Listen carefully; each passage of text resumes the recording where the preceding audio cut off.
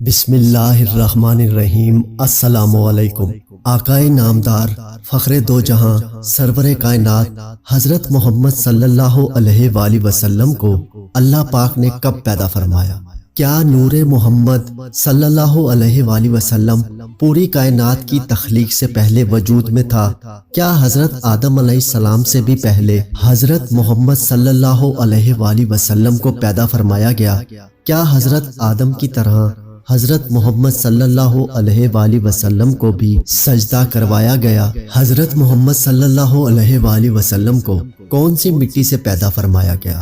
ناظرین، یہ وہ سوالات ہیں جو کہ ہمارے ذہنوں میں اکثر گھومتے رہتے ہیں، لیکن ہم ان کے جوابات تلاش نہیں کر پاتے۔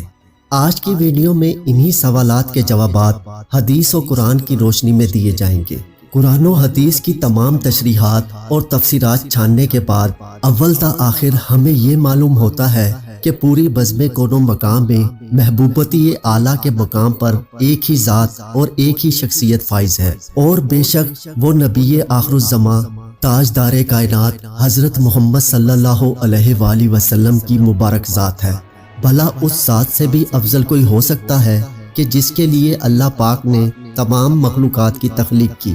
امام آلوسی تفسیر روح المعانی میں حدیث قدسی بیان فرماتے ہیں، محبوب اگر آپ کو پیدا نہ کرتا تو کائنات کو بھی وجود میں نہ لاتا۔ آئیے سب سے پہلے حضور نبی اکرم کے نور کی تخلیق کی بات کرتے ہیں۔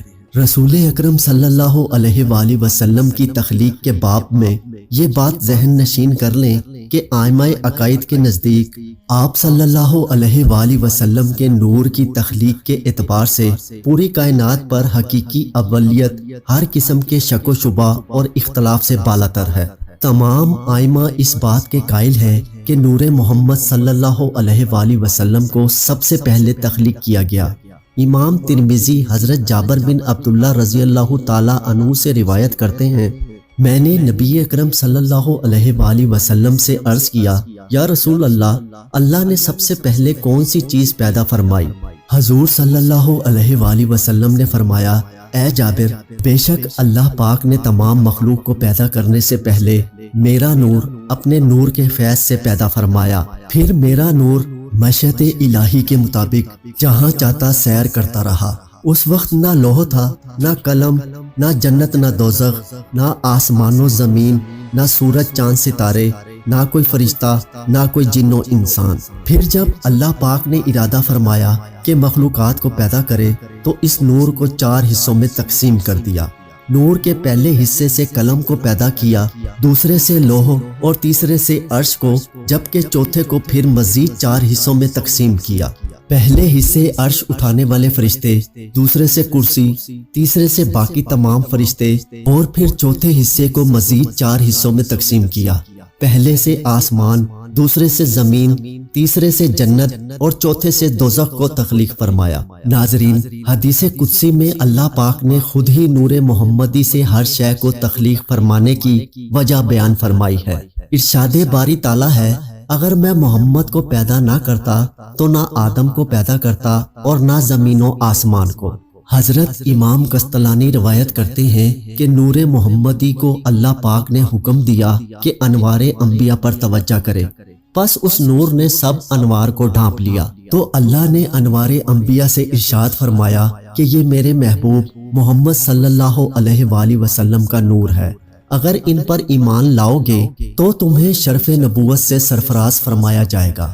اس کا ذکر قرآن پاک میں اللہ پاک یوں فرماتا ہے، یعنی یاد کرو اس وقت کو جب اللہ تعالیٰ نے تمام انبیاء سے یہ عہد لیا کہ جب میں تمہیں کتاب اور حکمت عطا کر کے مبعوث کروں تو اس کے بعد آپ کے پاس میرا پیارا رسول آ جائے، تم سب اس پر ایمان لانا اور اس کے مشن کی مدد کرنا۔ امام ترمذی حضرت ابو ہریرہ رضی اللہ تعالی عنہ سے روایت کرتے ہیں کہ صحابہ نے پوچھا، یا رسول اللہ، آپ کو نبوت کب عطا فرمائی گئی؟ تو رسول اللہ صلی اللہ علیہ وآلہ وسلم نے فرمایا، اس وقت جب آدم علیہ السلام ابھی روح اور جسد کے درمیان میں تھے، یعنی ان کے تن میں ابھی جان بھی نہ آئی تھی۔ احکام ابن القطان میں حضرت امام زین العابدین سے روایت ہے کہ انہوں نے اپنے والد حضرت امام حسین اور انہوں نے اپنے والد حضرت علی سے روایت نقل کی ہے کہ نبی کریم صلی اللہ علیہ وآلہ وسلم نے فرمایا، میں آدم علیہ السلام کے پیدا ہونے سے 14,000 برس پہلے اپنے پروردگار کے ہاں ایک نور تھا۔ صحیح مسلم میں ہے کہ حضور صلی اللہ علیہ وآلہ وسلم نے فرمایا کہ اللہ تعالیٰ نے آسمانوں اور زمین کی تخلیق سے 50,000 سال قبل، جس وقت اس کے اقتدار اور سلطنت کا عرش عالم مادی فقط پانی پر تھا، نیچے صرف پانی اور اوپر اسی کو معلوم ہے کیا تھا، اس وقت اللہ تعالیٰ نے کچھ الکتاب یعنی لوح محفوظ میں لکھا۔ اس میں ایک بات یہ تھی، محمد صلی اللہ علیہ وآلہ وسلم سب سے آخری نبی ہیں۔ اسے امام بنہانی نے انوار المحمدیہ میں نقل کیا ہے۔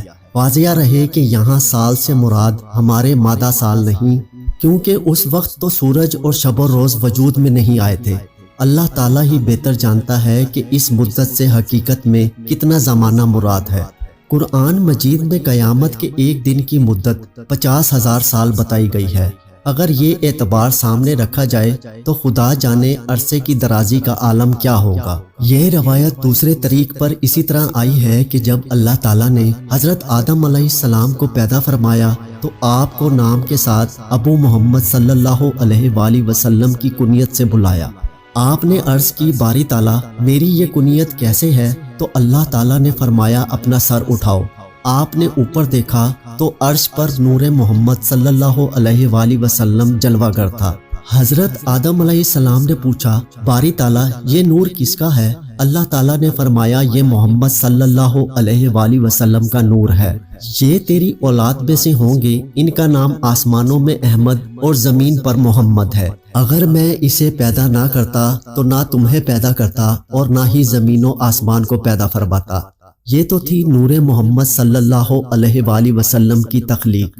اب سوال یہ ہے کہ نور محمد صلی اللہ علیہ وآلہ وسلم کو جسد محمد میں کیسے داخل کیا گیا، یعنی حضور صلی اللہ علیہ وآلہ وسلم کا جسد مبارک کیسے بنایا گیا؟ اس بارے میں حضرت کعب احبار رضی اللہ تعالی عنہ سے روایت ہے کہ اللہ کے نبی آخر الزماں سرور کائنات حضرت محمد صلی اللہ علیہ وآلہ وسلم کو جب پیدا فرمانے کا ارادہ فرمایا تو حضرت جبرائیل علیہ السلام کو حکم دیا کہ ایسی مٹی میرے پاس لاؤ کہ جو میرے محبوب کے جسم عطر کے تخلیق کے لائق ہو۔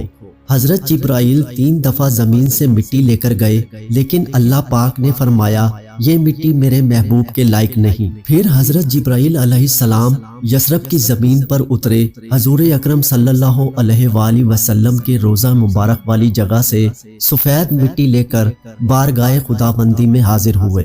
امر خداوندی سے اس کو تسنیم کے پانی سے گوندا گیا، جنت کی نہروں میں دھویا گیا، اور پھر اللہ پاک نے نور نبوت کو جو کہ حضرت آدم کی تخلیق سے 14,000 سال پہلے اور زمین و آسمان کی تخلیق سے 50,000 سال پہلے پیدا فرمایا تھا، روضہ مبارک کی سفید مٹی میں رکھ کر اس کو لوح و قلم، عرش و کرسی، زمین و آسمان ہر جگہ پھیرایا تاکہ ہر شے اللہ کے محبوب کے شرف و فضل کو پہچان لے۔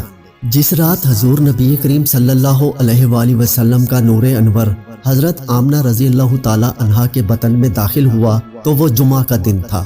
اس رات کو دوزخ کو بند کر دیا گیا اور جنت کے دروازے کھول دیے گئے اور ٹھنڈی ہوائیں زمین پر چلا دی گئیں، اور ایک منادی نے پوری کائنات میں ندا دی، سب گواہ ہو جاؤ کہ چھپا ہوا نور اپنی والدہ کے بطن میں آ چکا ہے، جہاں اب اس کے جسد انصری کی تکمیل ہوگی اور وہ لوگوں کے لیے رہبر و بشری بن کر دنیا میں تشریف لائے گا۔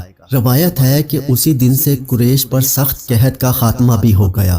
ناظرین، سورج، چاند، ستارے، زمین و آسمان، یہاں تک کہ پوری کائنات نور نبوی صلی اللہ علیہ وآلہ وسلم کی عطا ہے، اور ربیع اول اہل محبت کا مہینہ ہے۔ اللہ پاک ہمیں اس مہینے کے فیض و برکات حاصل کرنے کی توفیق عطا فرمائے۔